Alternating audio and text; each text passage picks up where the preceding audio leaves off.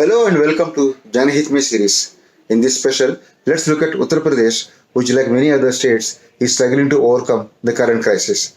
UP under Yogi Adityanath, they say, he is busy rewriting the development story.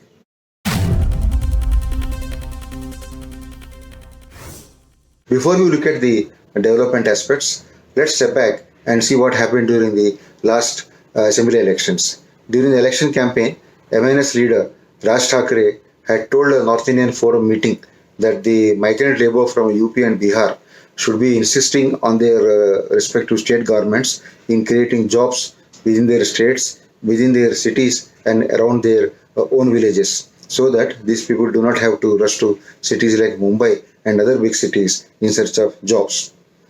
Of course, creating local employment, giving encouragement to local talent has been on the agenda of many political parties. Successive state governments have been talking about it, but nothing much seems to have happened.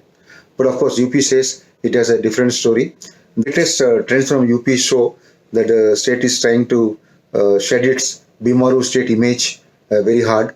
A report from CMI, Center for Monitoring Indian Economy, shows that the unemployment rate in the state has come down to 4.1% as of February this year, from what used to be 17.5% in 2017. On the migrant labor crisis, we have seen UP stretching itself to ensure that all those who return to the state are dealt with due respect and are given employment opportunities within the state.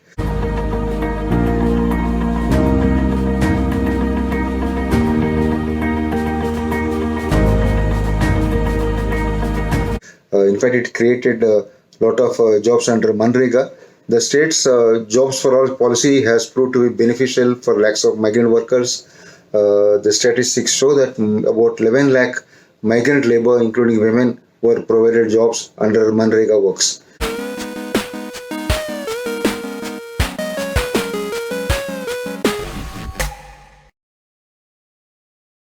UP seems to have created a record despite the corona crisis.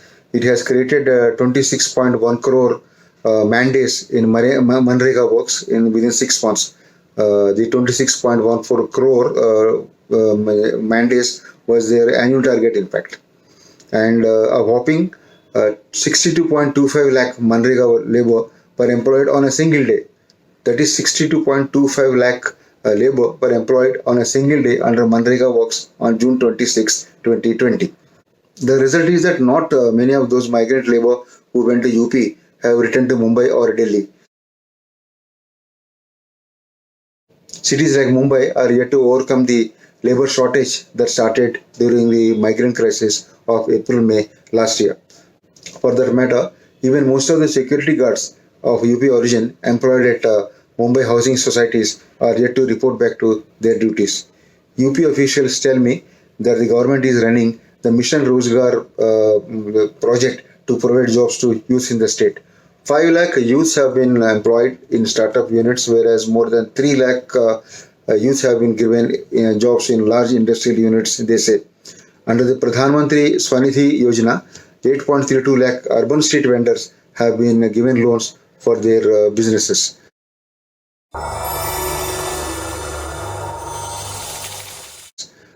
Now we are told that there is a huge data center that is coming up at Noida, and IT parks are being set up at many cities across the state.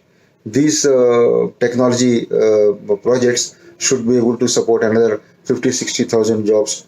So the question that arises is whether UP has been able to arrest the migrant labor issue. Let's see, the time alone will tell. But the officials say that parallelly the government is working on several development projects.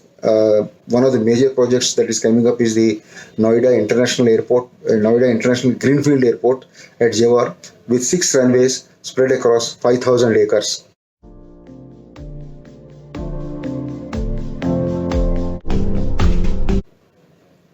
The airport project, supposed to be the country's largest, will have an investment of 30,000 crore rupees. And we hear about the highway projects, which are creating lots of job opportunities around the project sites.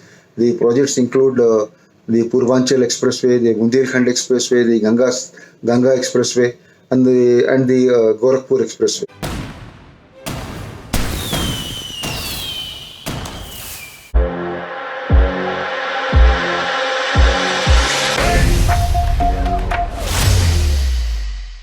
Highway projects will not only create jobs at the specific sites, but also want to create socio-economic development along the highways, along the cities and the villages that fall along the highways. Then we have this story of state investor summits.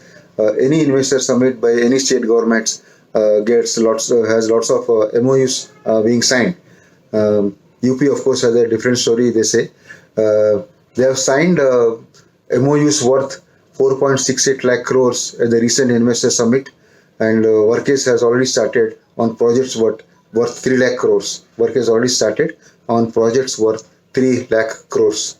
Even during the pandemic, the officials say that UP has been working on proposals for projects worth more than 50,000 crores. We also hear big brands like Microsoft, Samsung, Lulu, IKEA, Hiranandan, etc. entering Uttar Pradesh.